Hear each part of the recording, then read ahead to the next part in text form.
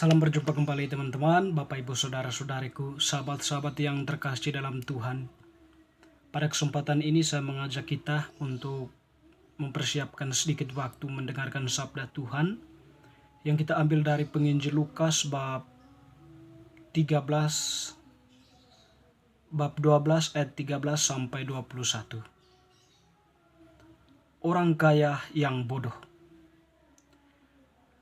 Seorang dari orang banyak itu berkata kepada Yesus, "Guru, katakanlah kepada saudaraku supaya ia berbagi warisan dengan aku."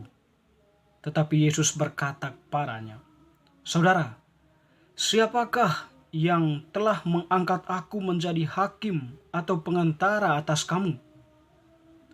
Katanya lagi kepada mereka, "Berjaga-jagalah dan waspadalah terhadap segala ketamakan, sebab walaupun seorang berlimpah-limpah hartanya, hidupnya tidaklah bergantung daripada kekayaannya itu." Kemudian ia mengatakan kepada mereka suatu perumpamaan, katanya, "Ada seorang kaya, tanahnya berlimpah-limpah hasilnya.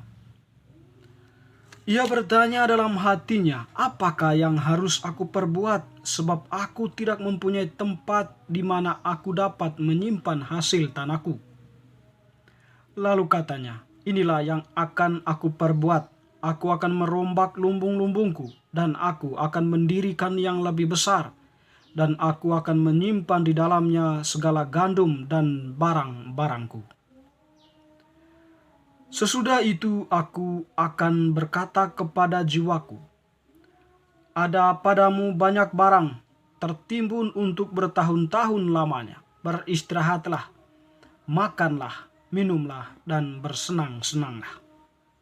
Tetapi firman Allah kepadanya, 'Hai engkau orang bodoh, pada malam ini juga jiwamu akan diambil daripadamu, dan apa yang telah kau sediakan, untuk siapakah itu nanti?'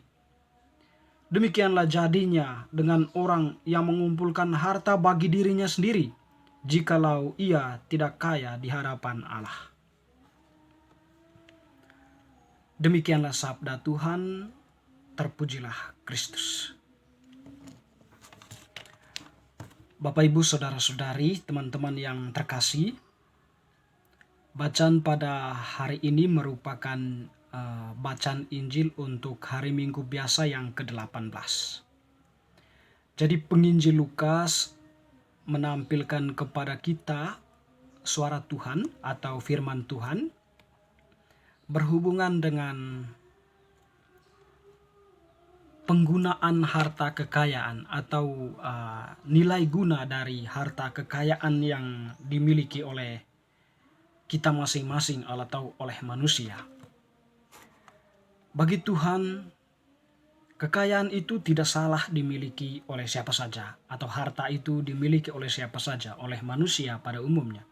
Sebab kalau secara logika ekonomi kita akan mengatakan bahwa harta itu penting untuk mempertahankan hidup atau untuk menunjang kehidupan, untuk membiayai sekolah anak-anak, untuk menyediakan segala sesuatu yang kita butuhkan. Tentu di situ nilai harta, nilai kekayaan kita ya sangat memberikan kita sebuah sukacita, memberikan kebahagiaan dalam hidup.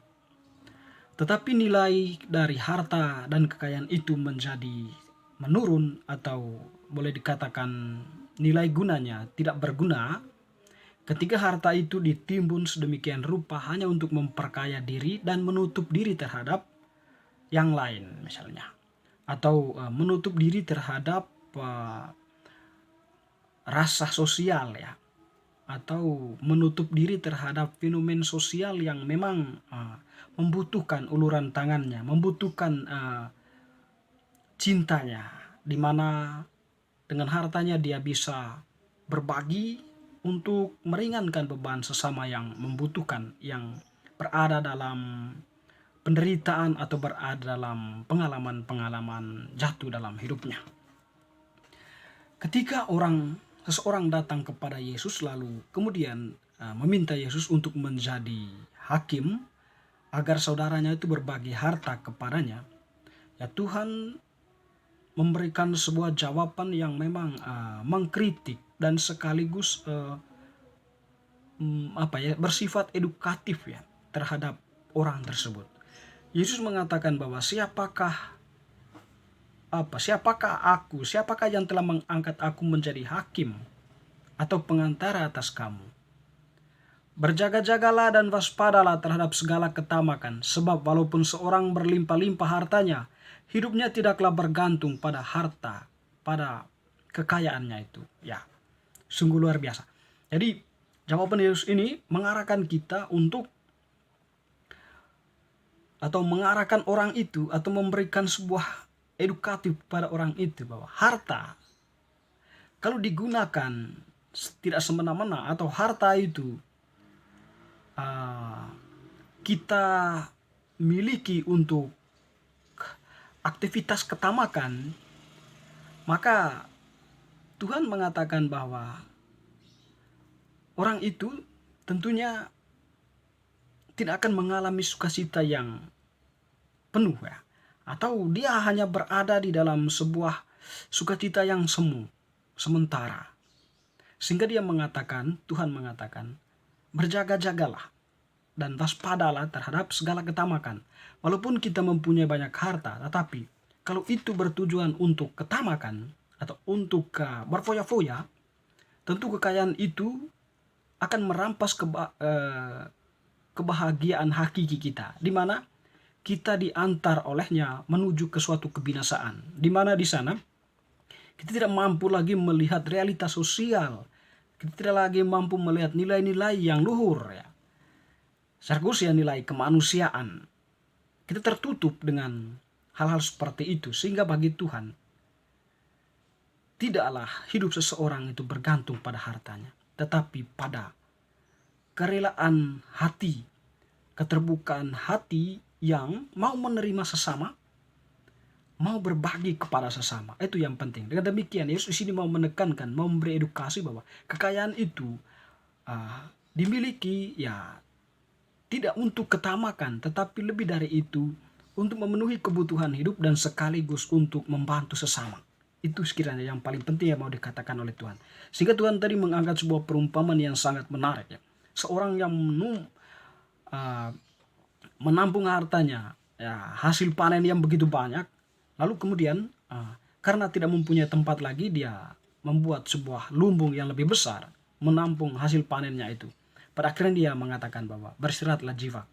Sekarang kita menikmati sudah hasil panen kita. Kita berfoya-foya dengan apa yang kita punya.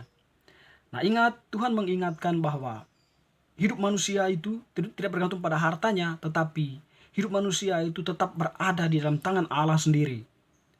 Tuhan mengatakan dia tidak tahu bahwa kalau malam itu juga Allah akan mengambil jiwanya, lalu hartanya dibawa kemana. Nah, di situ tentunya Tuhan itu mau menampilkan bahwa nilai harta kita itu tidak membuat kita untuk berada dalam ketamakan atau menutup diri terhadap yang lain, tetapi Tuhan benarnya mengajak kita untuk memanfaatkan kekayaan harta kita itu untuk sebuah tindakan yang lebih manusiawi ya, atau yang lebih positif ya, selain kita untuk memenuhi kebutuhan hidup kita, dan sekaligus ya bahwa gunakanlah hartamu itu untuk membantu sesama yang membutuhkan, sehingga harta itu pada akhirnya mempunyai nilai, mempunyai harga yang mulia di hadapan sesama dan tentunya Allah sendiri. Sehingga Tuhan mengatakan, demikianlah jadinya dengan orang yang mengumpulkan harta bagi dirinya sendiri, atau orang-orang yang tamak tadi itu. Jadi dia tidak menyadari bahwa hidupnya itu bukan bergantung pada hartanya, tetapi pada Allah. Jikalau tidak kaya di hadapan Allah, lebih penting kita kaya di hadapan Allah. Artinya bahwa kekayaan yang kita miliki itu setidaknya menjadi sarana kita untuk menebarkan kebaikan, menyelamatkan jiwa-jiwa, karena kita pun percaya bahwa kita ini duta kebenaran, diutus oleh Allah untuk mewartakan kebenaran. Bapak Ibu Saudara-saudari yang terkasih, bacaan hari ini sekiranya mengajak kita untuk membuka hati terhadap kehadiran sesama, membantu sesama dengan apa yang kita miliki. Jangan menutup diri, jangan egois, jangan tamak dengan apa yang kita punya. Harta itu akan mengantar kita pada kemuliaan ketika kita menggunakannya dengan hati kita sesuai dengan apa yang menjadi kehendak Allah sendiri. Dan kita pun menjadi manusia yang berguna di hadapan Allah dan sesama. Amin.